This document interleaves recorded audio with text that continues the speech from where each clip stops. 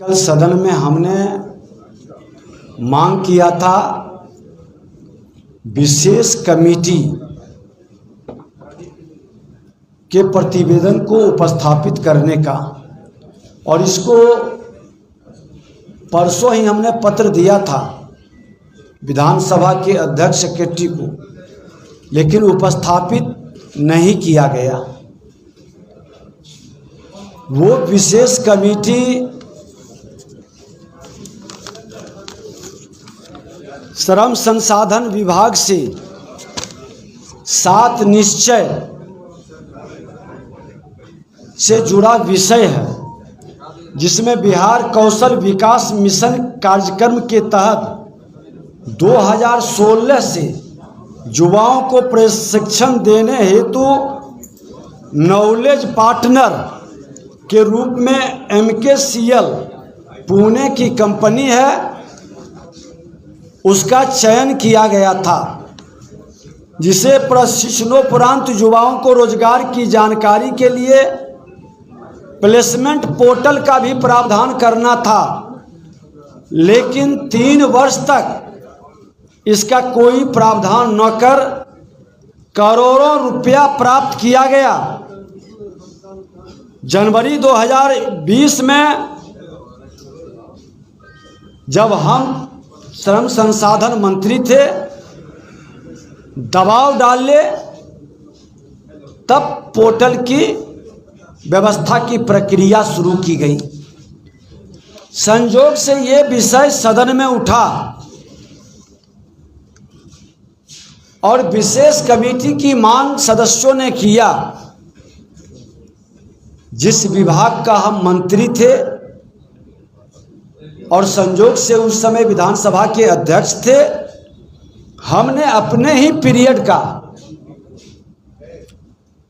विशेष committee के माध्यम से इस पूरी प्रक्रिया की जांच का अनुमति दिया। और जब जांच की अनुमति हमने दिया, ये जांच की अनुमति 19 मार्च 2021 को विशेष कमेटी के लिए सदन में विषय आया था। और जब विशेष कमेटी हमने बना दिया, तो 15/4/2021 को अवर सचिव के द्वारा पत्र गया और राज्य परिषद के अपर सदस्य 12/4/21 को पत्र भेजा गया कि 9/4/16 को 7 सर्कुलर रोड मुख्यमंत्री आवास पर आयोजित कौशल विकास स्किल डेवलपमेंट के संदर्भ में सूचित करना है। नंबर 1, किसके आदेश से अध्यक्ष कर्मचारी आयोग को दिनांक 9/4/16 को माननीय मुख्यमंत्री आवास में आयोजित बैठक में पत्र देकर बुलाया गया था। दूसरा, क्या मंत्री श्रम संसाधन विभाग का इस पर अनुमोदन प्राप्त था। तीसरा, क्या श्रम संसाधन विभाग को यह ज्ञात नहीं था कि विवेक सांबत जो माननीय मुख्यमंत्री आवास पर स्किल डेवलपमेंट का प्रस्तुतिकरण कर रहे थे, भुवनेश्वर स्थित CBI न्यायालय में दर्ज करोड़ों रुपए के घोटाले के नामजद अभियुक्त थे। दिनांक 9/4/16 को बैठक की कार्यवाही से अवगत कराई जाए। दिनांक 9/4/16 के बाद कर्मचारी आयोग ने स्किल डेवलपमेंट की किस योजनाओं को कार्यान्वित किया। उक्त बैठक में कौन कौन उपस्थित थे, शीघ्र याचित सूचना उपलब्ध कराने का कष्ट करें। अब आप समझ लीजिए कि ये डायरेक्ट मुख्यमंत्री कार्यालय से जुड़ा मामला है और विशेष कमेटी बनी है तो जब आज पूछ रहे हैं कि वो करोड़ों रुपये के सीबीआई के जांच के घोटाले में चल रहे थे, उस व्यक्ति को आपने कैसे यहां पर निविदा दिया? कौन कौन लोग इसमें इन्वॉल्व हैं? कौन कौन पदाधिकारी की संलिप्तता है? माननीय मुख्यमंत्री जी, आपके नेतृत्व में बैठक हुई थी, आप बताएं, क्योंकि भ्रष्टाचार के मामले में जीरो टॉलरेंस की बात आप करते हैं। तो शुरुआत आपसे भ्रष्टाचार के मामले में जीरो टॉलरेंस हो। जब हमने इसको 24 तारीख को सभा पटल पर रखने का आदेश दिया, कार्यसूची में आया, 4 नंबर पर कार्यसूची में था, सदन में उठाया गया, हमारे नेता तारकिशोर जी ने उठाया भी, फिर भी आपने क्यों नहीं रखवाया? ये पूरा एक संदेह का वातावरण पूरे बिहार की जनता के बीच में है। वर्गलाने की बजाय आप इसकी जांच स्वतंत्र एजेंसी से क्यों नहीं करा देते हैं? पारदर्शिता के साथ करा दें। क्या आपत्ति है? जब आपके सरकारी किसी ने हमको उपलब्ध कराया कि जब पत्र आपने जारी किया और इसके बाद नीपा पोती का खेल विशेष कमेटी बनने के बाद इन लोगों ने शुरू किया। हमको बताते थे लोग कि न जवाब भेजते हैं, न इनके उच्च पदाधिकारी बैठक में आते हैं। तो इस तरह से हम तो प्रतिपक्ष की सकारात्मक भूमिका निभाना चाहते हैं। प्रतिपक्ष का जिम्मेवारी है सरकार की नीतियों का समीक्षा करे, सरकार की योजनाएं नीचे स्तर पर, जमीन पर सही रूप से उतरे, उसके अंदर किसी तरह के वित्तीय अनियमितता होता है तो एक विपक्ष सजग रहे और सरकार को सावधान करे। आज शुरुआत हुई है, पहला शुरुआत जो सदन में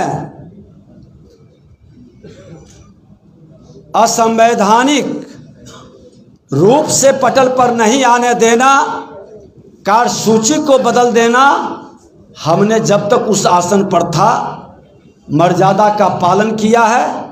अब प्रतिपक्ष की भूमिका में है, हमारा काम है एक प्रहरी के रूप में आपको सजग करना, आपके भ्रष्टाचार पर जीरो टॉलरेंस। अगर जो कथनी करनी एक है तो आप इसकी जांच कराइए, आप घोषणा कराइए, क्योंकि आप कहते हैं हम न बचाते हैं न फंसाते हैं। तो यही तो अवसर है कि आप बचा रहे हैं या फंसा रहे हैं, लोग देखेगा, लोग पूछेगा। और ये सिर्फ एक विभाग की नहीं, हर विभाग का साथ निश्चय हो या जल जीवन हरियाली हो, ये तमाम मिशन पर हमारे बच्चे भवन के बिना विद्यालय में धूप और बरसात और ठंड को झेलते हैं, उसकी चिंता आपको नहीं है।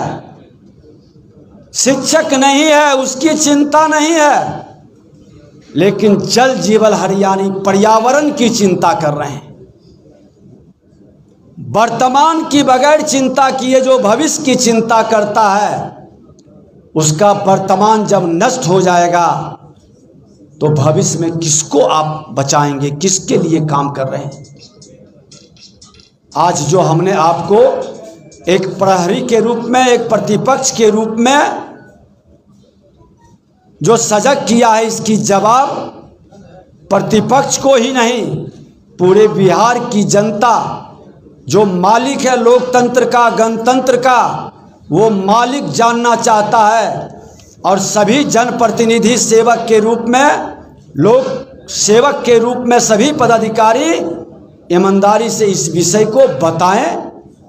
आज इसी विषय पर हमको कहना था, इसकी कॉपी भी आपको उपलब्ध करा देते हैं।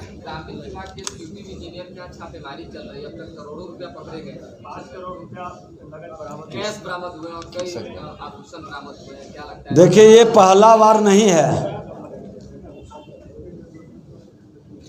आपने देखा है कि 87 लाख रुपया पकड़ाया था एक एग्जीक्यूटिव के पास,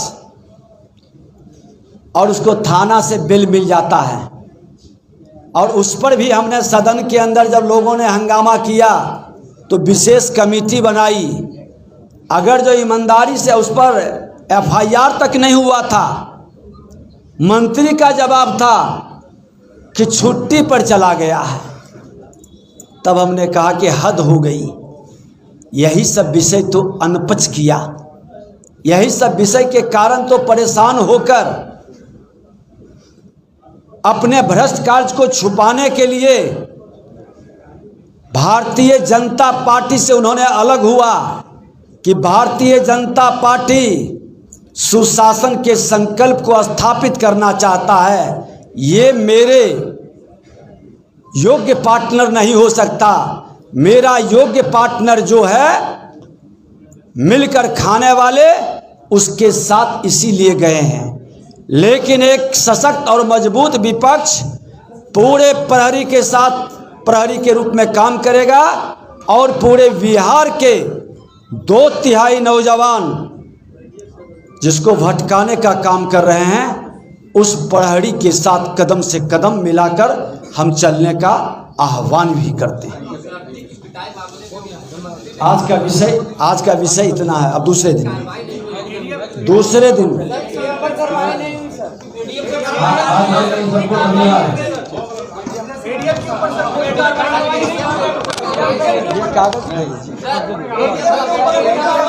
कल आज का यही विषय था।